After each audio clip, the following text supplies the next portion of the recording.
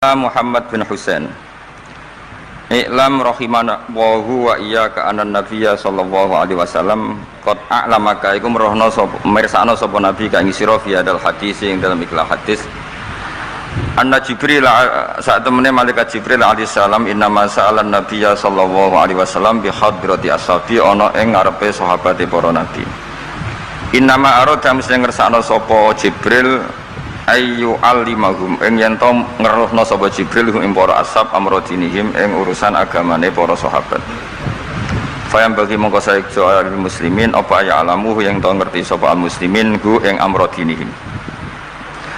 Terus pikirannya Syekh Al-Ajuri bahwa Jibril menanyakan Islam dengan niat mengertikan Islam kepada para sahabatnya Rasulullah sallallahu alaihi wasallam. Artinya Jibril itu buatan takok carane sugih ngoten. Saiki wong ketakok kiai iku salah alamat. Wong alim takoki carane sugih, carane dadi bupati, terus carane entuk dhuwit akeh. Wong alime dhewe ora pati dhuwit ditakoki. Kadang kula nggih sewani tiyang, Gus kula bojo kula kathah carane rukun piye. Wong kiyaine ora wani wae kok takoki carane rukun.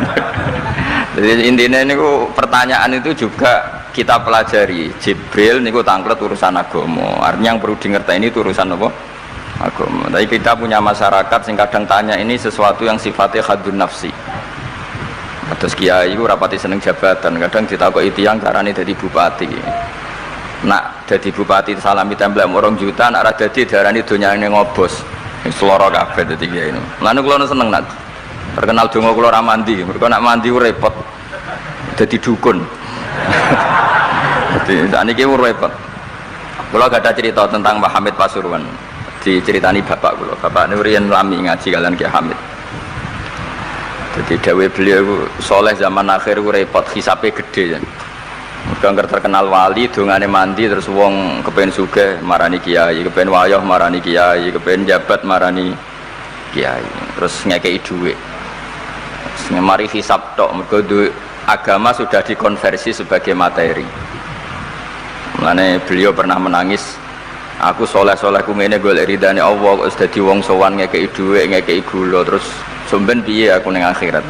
Jadi jangan kira para wali itu senang ketika banyak mendapat apa? Penghormatan, karena takutnya kesalian ini terkonversi sebagai apa? Materi. Apalagi orang sekarang itu, kalau orang dulu tanya kan jelas ya, yas'alunaka madza yunfikun. Kalau uangnya banyak tanya, kula kekno sinten. Kalau ahli falak ya tanya yas'alunaka anil ahillah, ketentuan tanggal penanggalan komaria itu gunane nopo ya Rasulullah. Kalau punya warisan ya tanya warisan. Jadi intinya semua yang ditanyakan itu urusan apa? Agama. Maka kata Imam Syekh Al-Ajuri seharusnya pertanyaan itu ya urusan agama, dan yang harus diketahui ya urusan agama. Maka orang Islam yang harus diketahui ya urusan agama. Terus kalau mau istifadah kalian gozofur, memang di depan umum itu penting supaya tidak ada al-qila wal qol. Jadi ini kan diulang-ulang bihadrati ashabi. Ini dalam ilmu hadis itu penting sekali supaya ilmu itu mutawatir. Karena kalau sampai untuk ijazah ke orang tertentu, mau aku tok sih dijazah, itu biasanya malah dibodoni. Kayak bakul, sampai tok sing tak kei diskon. Agar wong ya aja wong.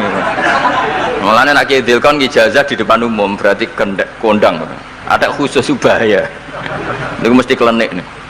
Ngene ku kanca kula sak kelas kalian Gus Munib. Jadi orang itu, makanya saya ngaji itu pede di depan umum. Karena kalau salah ya dibenarkan Gus Zofur, kalau bener juga ganjarannya ada. Tapi nak ngaji mbek wong loro dhewean niku terus kok cocokan. Nak salah aja kodo-kodo ya kan. Jadi memang ilmu itu suka yang mutawatir saya karena validitasnya jelas. Makanya dulu itu dikaji ya. Hadis kok enggak mutawatir itu enggak mutu. Paling firrut batil ulya tentu yang apa? Mutawatir. Dikatakan bi hadrati ashabi atau ketika Nabi khutbah. Apalagi pidato Nabi di hajatil apa? Wada. Sehingga hadis ahad itu banyak yang masalah. Karena satu ada subjektivitas rawi. Kalaupun sahih itu ada subjektivitas rawi. Seperti yang diceritakan Gus Sobur tadi, Abu Dzar itu orangnya soleh, tapi punya subjektivitas kesolehan yang sangat individualistik, sehingga beliau diasingkan sama Sidina Utsman di Robadah gitu. Karena apa? Kesalehannya ini bikin publik itu agak gaduh. Nggak kebayang kalau para sahabat itu ngikuti siapa? Abu Dzar. Karena ada kesalehan pribadi yang mengganggu kestabilan publik. Jadi Abu Dzar nanti kan diberi kesempatan pidato, seneng dunia orang di duit rapopo, gak batik, gak popo, gak pidato, gak urip mau sedih wahnya. Mau itu kan Pekalongan fakir kabeh. Mau orang iso gawe acara pengajian itu. Sehingga kesalahan-kesalahan pribadi itu ya dianggap Abu Dzar soleh, itu urusan beliau.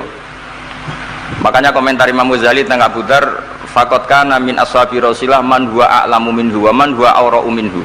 Tapi ternyata tidak punya pilihan kayak Abu Dzar. Beliau itu nanam anggur saja nggak berani, karena takut sebagian anggur kalau terbeli pasti sebagian itu dipakai syaribul khamr. Jadi kira-kira Abu Dzar hidup sekarang nggak berani beli pulsa karena digoweanan kadang demenan macam-macam. Iya kira-kira nggak berani jual pulsa. Mungkin jual badik juga agak berani. Nak kanggo wong ngengkek kan terus dinggo ngerayu wong lanang juga berani kira-kira seperti itu. Nanti jual pulpen ya gak berani, ya nak dituku santri gue ngaji, nak dituku mereka gue korupsi tanda tangan gue. Jadi wah itu kalau jadi gerakan masif kan orang bisa mati semua ini. Masyhur itu khilafnya Abu Dzar dan Sayyidina Utsman radhiyallahu anhu. Jadi sehingga saya sendiri secara pribadi itu sering ikuti Mbah Mun yang ngendikan di depan publik, meskipun saya sering, terutama Gus Sofur tentunya sering dapat wasiat khusus, tapi saya tetap lebih seneng yang ngendikan di depan publik karena ukurannya lebih jelas. Ya saya ulang lagi, ukurannya lebih jelas. Satu, saksinya banyak. Dua, pasti itu ukuran umum. Cek sing cerdas, setengah cerdas. Tapi kalau dihentikan khusus kan, com. Jadi kiai itu ya nak subuh aja kodok. Itu kan nasihat campur ngenyak itu. Kan. Karena apa ya, itu kan agak-agak ngamuk tapi halusan itu. Itu. Jadi, tapi kalau umum kan standarnya jelas, apa? Standarnya apa? Jelas. Ya saya teruskan. Jadi bihadroti ashabi itu menurut saya kata kunci karena pentingnya mutawatir.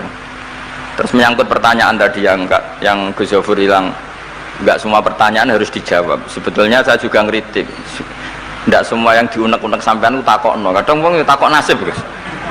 Kita misalnya saya itu sering punya utang 1 juta, gak iso nyaur. Kadang wong takok, kalau diutang 1 miliar caranya nyaur piye? Wong kene diutang 1 juta error caranya nyaur kok ditakoki sak utang ya napa? 1 miliar. Kulo nu di santri, bojone niku 3 wong sugih. Kowe ora kesuwan kula takok carane ngrukono bojone. Ya kene bingung, piye carane? Bojo sitok kowe kudu purek malah. Ditakoki bojo napa? Nah ternyata santri itu terinspirasi oleh cerita-cerita. Syaratnya wali itu kudu di bojo cerewet. Nak sitok cerewet wali apa meneh nak telu, dia cara berpikir begitu. Nah itu yang bojo pertama itu ngancam nak masih sah dengan istri kedua ketiga mau bunuh diri. Nah, terus dene nate nyuwun sewu melafatkan tolak. Terus takok teng kula. Niku termasuk mukroh napa mboten Gus? Karena saya melafatkan itu dipaksa, diancam. Bojo pertama mau nopo? Diware. Lah iku nang fikih kan hanya ada syartul ikrah, itu mukrih harus mampu mewujudkan mahaddadahu. Kena arah megat tak pateni. Ini ndak kasusnya unik. Umumnya bab ikrah di fikih kan nak ora ke tak pateni, ini ndak, ini kasusnya beda. Nak rabuk turuti aku mati. Itu kan bingung. Ya saya seduarian Gus Zofur ya jawab wallahu a'lam. Nunggu Jibril ya sudah akan datang.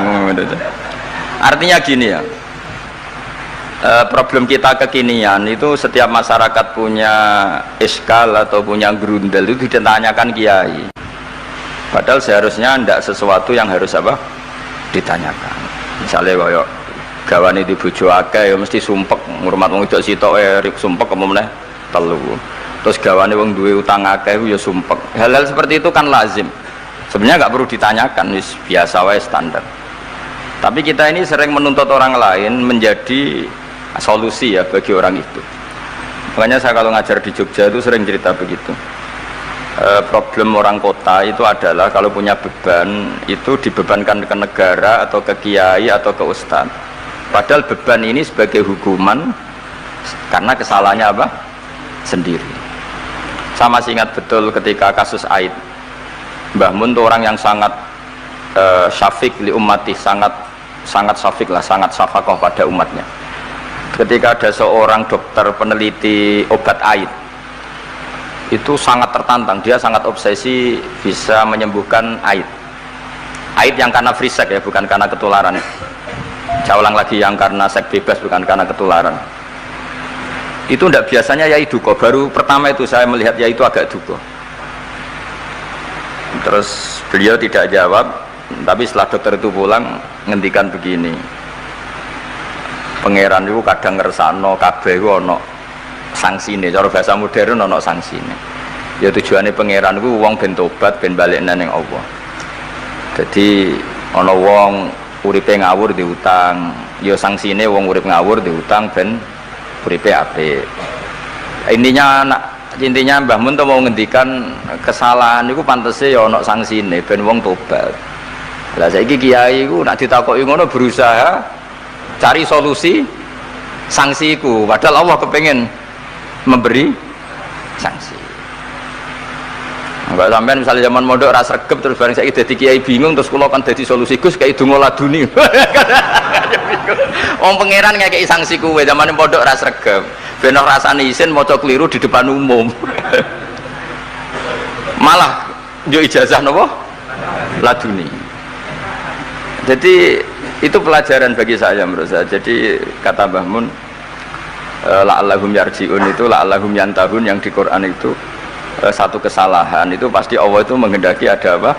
Sanksi. Tentu maksudnya Allah baik supaya tobat. Tapi sekarang sanksi itu mau dihilangkan. Kadang konsultannya itu kayak bojo kepengen minggat, sing lanang tak takoki kena apa? Mun lami Gus boten kula nafakoi.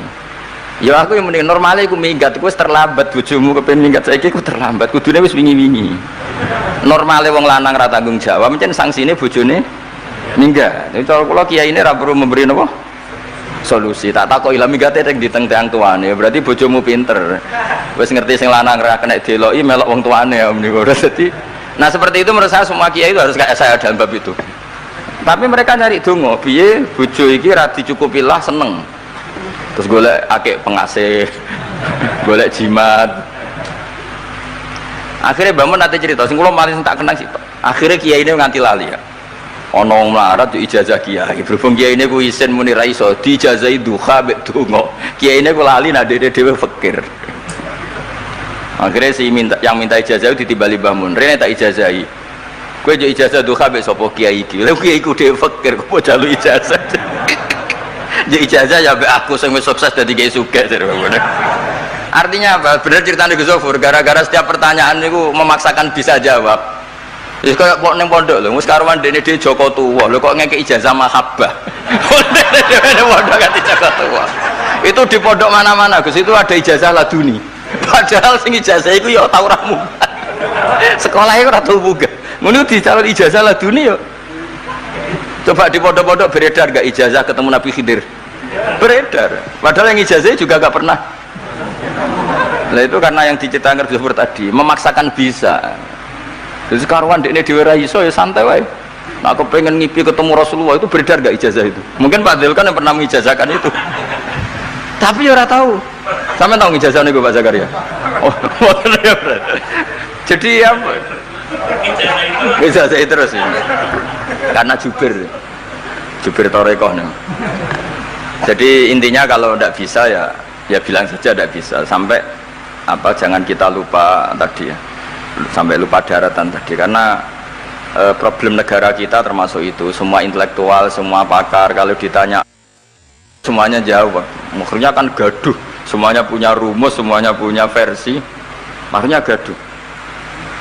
Misalnya pemerataan Indonesia rumusnya gimana? Yang satu bilang wah ibu kotanya dipindah, yang satu bilang enggak, harus ada sentralisasi di Jawa supaya ada kualitas A, ada kampus terbaik, ulama terbaik. Kalau diratakan nanti kemampuannya rata itu justru enggak bagus. Yang ketiga enggak, wah kualitas demokrasinya dijaga. Yang satu enggak, demokrasi tanpa ekonomi enggak bisa. Nak santri wis dunya rasa pikir, sesuk mati we ben. Nah itu kan karena memaksakan jawab, akhirnya ada kegaduhan tadi. Semuanya paling benak itu soalnya takoi semuni wawahu. Alam senajan to sing takok muni wis suwe mbah. Gak masalah itu penting. Ya saya teruskan. Wa amal imanu fawajibun ala kulli muslimin ayyumina billahi azza wa jalla wa bi jami'i malaikati wa bi jami'i kutubihi allati rupane kutub anzalha Allah ala rusulihi wa bi jami'i anbiya'ihi wa bil mauti wa bil ba'si min ba'dil mauti wa bil jannati wan nar. Wa bimalan kelan perkara jaat bihi bala saru pira-pira hadis utawa pira-pira riwayat fi ahaditsa ing dalem pira-pira hadis ukhra kang liya-liya.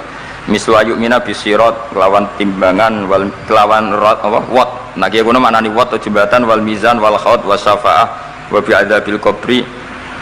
Lan termasuk ini sing khasi ahli sunnah wa bi kaumin tan iman kelan anane kaum yukhrajuna kang dentokno sapa kaum minan nari saking neraka. Ini yang mulai khasnya ahli sunnah wal jamaah aswaja kita.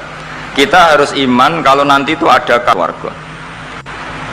Saya tahu persis teks ini ada di Sahih Muslim ketika zaman tabi'in yang masih ada sahabat banyak. Sebetulnya bukan zaman tabi'in banget karena zaman itu masih banyak apa? Sahabat. Itu mereka cara berpikir sudah semua ahlun nar itu redaksi di Quran tuh khalidina fiha, sehingga zaman tabi'in sudah banyak yang berpikir nggak ada kemungkinan orang sing yukhrajuna minan nar. Sehingga terus ada kafilah, itu ada delegasi, ayo kita ke Medina, semoga kita ketemu sebagian ashabu Rasulillah.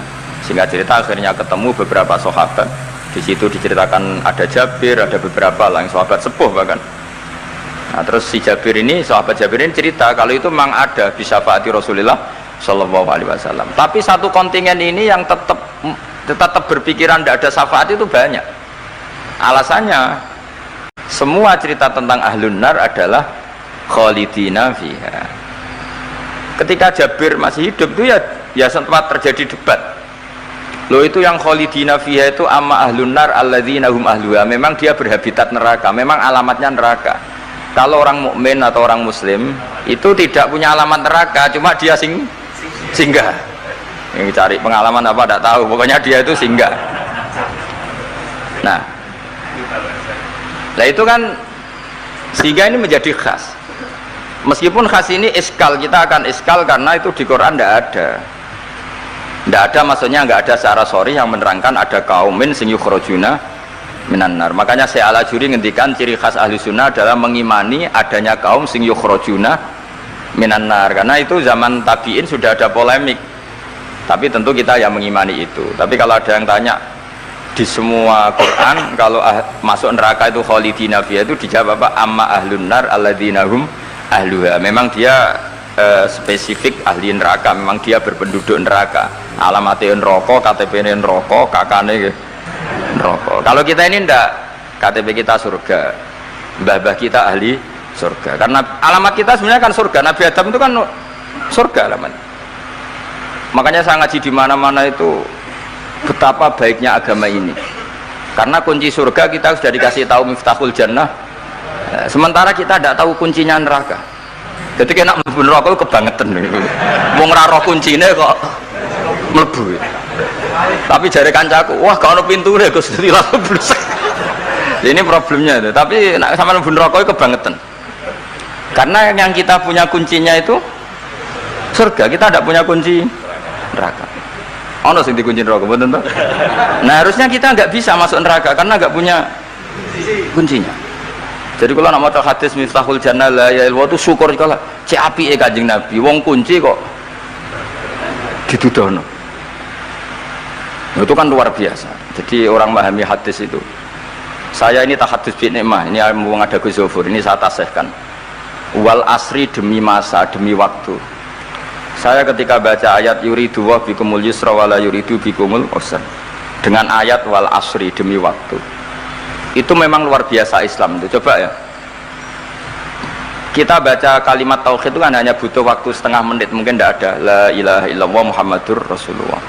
Waktu yang sesikat itu bisa menghapus kekafiran di masa lalu. Jadi misalnya orang kafir 70 tahun itu terhapus kekafirannya hanya dengan singkat melafadzkan la ilaha illallah Muhammadur Rasulullah. Dan waktu pas dia melafadzkan syahadat ini momen paling dikenang ketika nanti di akhirat. Wal asr, demi waktu. Jadi artinya apa? Momen terbaik kita adalah ketika melafadzkan itu. Dan kalimat itu mudah dan sah, asal belum yughorghir, belum keler-kelerek, sah. Dan tanpa syarat. Misalnya sholat tidak butuh suci, butuh nutupi aurat, butuh melakukan rukun dan syarat. Syahadat enggak. Lau talaffadza kafirun bihadhi syahadah, mesti apa sohat hadhi syahadah. Padahal kafir urung adus ijek junub. Itu langsung sah. Betapa mudahnya agama ini, kalimat yang menyelamatkan orang-orang dari neraka kemudian enggak banyak prosedur untuk menjadi sah. Nah ini saya cerita ya, betapa agama ini mudah. Ya kan, kalimat yang bisa menghilangkan kekafiran kemudian tidak banyak syarat. Coba kalau kamu mau sholat, syaratnya kan macam-macam. Mau zakat, syaratnya macam-macam. Tapi kalau mau bersahadat, orang kafir kalau bersahadat itu ada syaratnya enggak? Ya syahadat saja. Yaitu wal asr, demi waktu. Betapa Islam itu menghormati waktu, momen paling penting tentu kenangan kita adalah baca apa? Syahadat. Sehingga setiap Nabi ditanya iman atau Islam, tadi kata Gus Zofur gak boleh dipisahkan ya. Ukurannya antas syahada alla ilaha illallah wa anna muhammadar Rasulullah. Ya saya teruskan ya.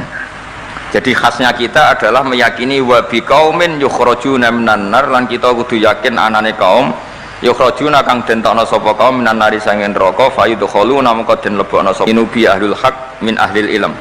Atau yang mirip-mirip ini yang diimani oleh ahlul haq min ahlil ilm. Wa yajhadu biya ahlul ahwa wal bidah, meskipun diingkari oleh ahlul ahwa wal bidah. Jadi satu keyakinan sing diyakini Imam Ghazali, ulama Azhar, ulama ahli sunnah, meskipun keyakinan itu ditolak oleh ahlul ahwa wal bidah wad dolalah. Mimman saking wong hadzara kang medekno na ing kita hum ing man sapa annabiyyu. Jadi bacanya mimman hadzarana humun nabiyyu. Mimman saking wong hadzara kang ngekei peringatan medekno. Maksudnya nabi mau warning kita, memperingatkan kita agar takut mereka.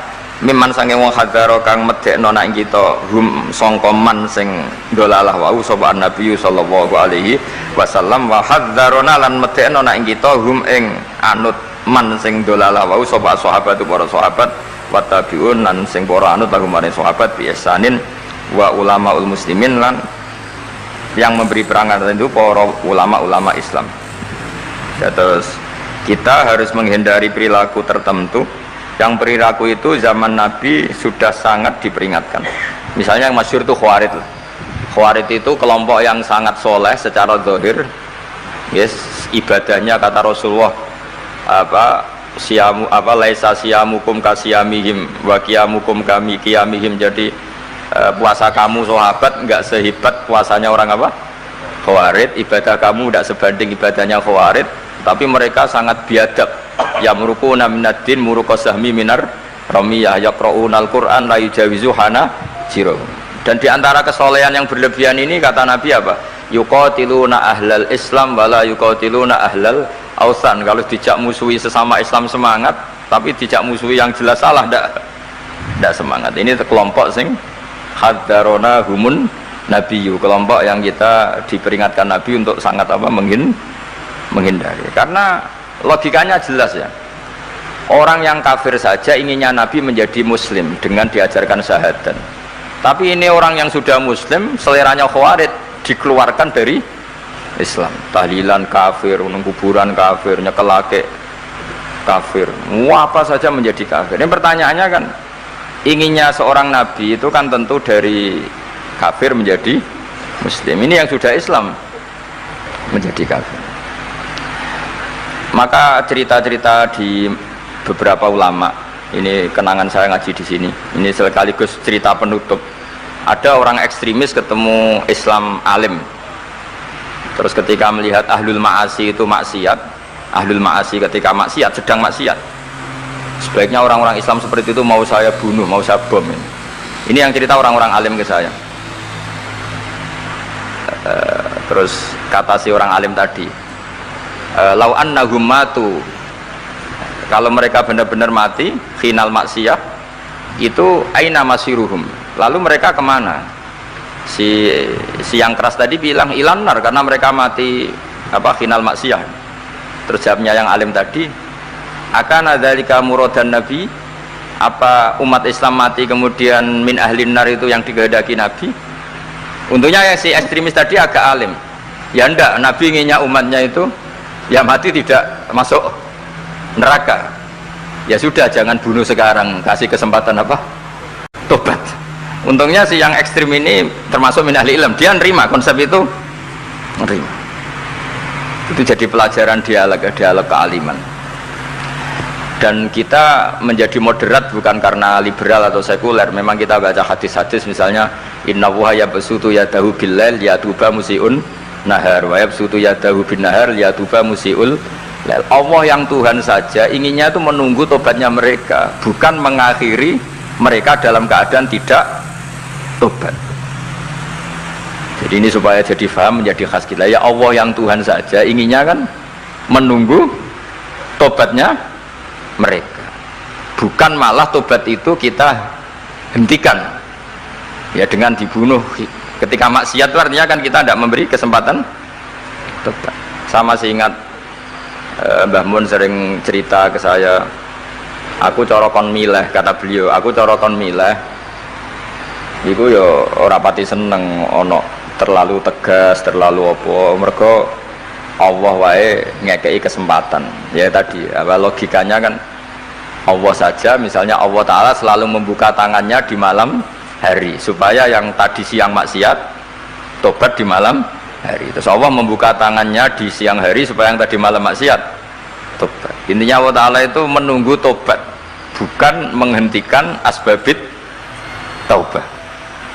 Sehingga tradisi guru-guru kita, ya utamanya Mbah Mun, itu sama siapa saja baik, bukan karena baik sama orang fasik, bukan, tapi implementasi dari menunggu tobatnya orang fasik. Dan tentu itu butuh apa, tarbiyah, butuh syafaqah, butuh kasih sayang, butuh. Saya masih ingat ketika beliau baca kitab karangannya Imam Sya'roni itu Tambihul Mukhtarin, itu diantara madzhab Imam Sya'roni itu al-hikmah dolatul mu'min, itu beliau juga menambahkan wal fasik dolatul mu'min. Bukan sekedar al-hikmah dolatul mu'min, tapi al-fasik juga dolatul mu'min. Karena ketika seorang mukmin fasik ini seperti barang yang hilang, dia tercerabut dari akarnya, yaitu akar keimanan dan keislaman. Maka kita kata Imam Sya'roni, kita sebagai orang soleh harus menemukan mereka atau mengambil mereka untuk dikembalikan. Jadi ini komitmen kita sebagai murid Mbah Mun, sebagai murid Syekhina Al-Alamah Kiai Maimun, supaya orang itu terbiasa seperti sifatnya Allah. Itu kan diulang-ulang, takhallaku bi akhlaqillah. Padahal jelas di Quran, ya qul ya ibadiyalladzina asrafu ala anfusihim la taqnatu mir rahmatillah. Dan Allah masih memanggil wa anibu ila rabbikum, ayo kembali. Kan enggak fair.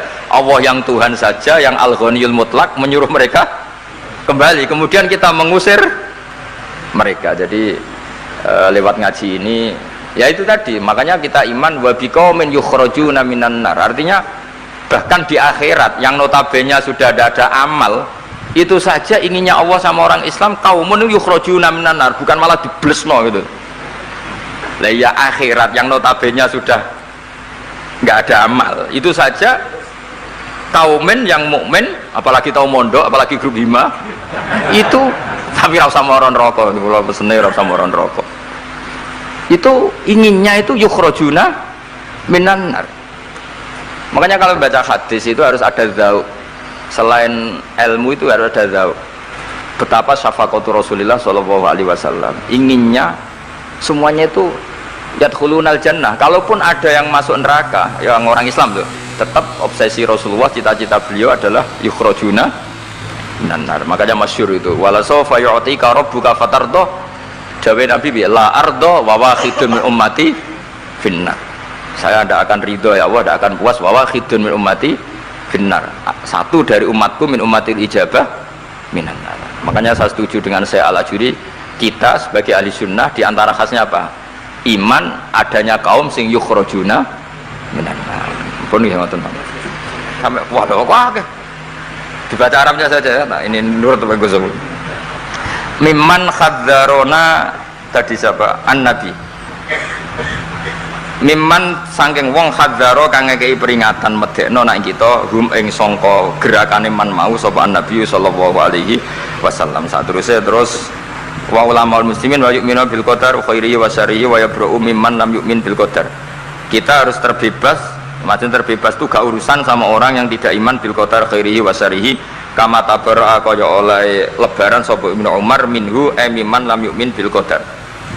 Wa qauluhu wa akhbirni 'anil ihsan qala anta abudallaha ka'annaka tarahu fa illam takun tarahu fa innahu yaraka fa'lam annaman satamne wong abada kang nyembah sapa man Allah azza wa jalla fa ya'lamu mongko ngerti sapa man annahu azza wa jalla mutaliun kundat sing ningali ala amalihi ing atase ngamali wong ya'lamu pirsa sapa wa ta'ala sirruhu ing rahasiane wong wa alaniyatahu lan alaniya wong sing ngamal sing jelas wa ya'lamu lan pirsa sapa wa ta'ala ma ing perkara tufi kang nyamarno sira min amalika saking amal sira wa malan perkara tubudihi kang ngetokno sira ing amal wa malan perkara turidu kang ngarepno sira bi ilmika kan ilmu sira kowe ngarepno bi ilmika misale Allahu turidu am ghairah dadi maksude Allah ana ta kowe ngamal iku ngersakno Allah turidu am ghairahu dadi maksude Allah tahu amal kamu atau ilmu kamu apakah amal kamu ilmu kamu untuk Allah turidu am ghairahu apakah kowe melakukan amal itu karena Allah apa enggak ya'lamu pirsa sapa ta'ala asirra wa akhfa ya'lamu pirsa sapa ta'ala khainatal ayuni ing mripat sing khianat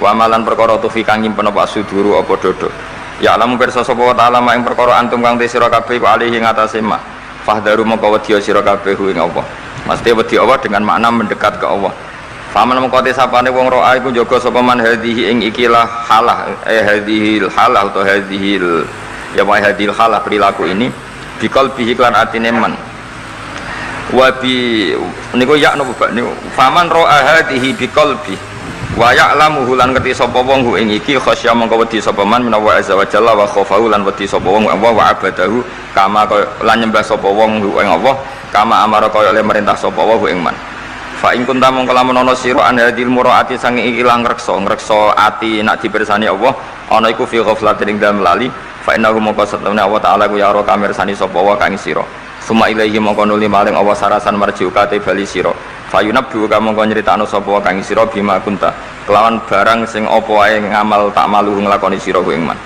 fahdar mongko wedi sira al ghaflata ing lali fi ibadatika ing dalem oleh nyembah sira iya ing Allah wa'budhu lan nyembah sira ing Allah kama amraka kaya oleh merintah sapa kang sira la kama turidu ora kok kaya sing mbok karepno dadi nyembah Allah sebagaimana perintahnya bukan seperti yang kita inginkan wasta'in lan jaluk tulung sira bihi lan Allah wa atasim lan tetanggena sira bihi lan Allah fa innahu mongko satemene wa ta'ala kula yaqta ora bakal mutus hubungan sapa Allah ora bakal mutus rojak sapa Allah man ing wong lajak kang ngungsi sapa man ilahi maring Allah Allah tidak akan memutus harapan orang sing mengungsi ke Allah maksudnya Allah akan selalu menuruti harapannya toh waqad dominalan hale teman-teman wis nanggung sapa wa ta'ala liman kedhe wong eta soma kang cecekelan sapa man bi iklan Allah nanggung ayah diaku ing yen to nunjukna sapa Allah ing man ila siratal mustaqim maring dalan sing jejeg kita tahu Syekhina sering cerita sering motivasi apa walladzina jahadu fina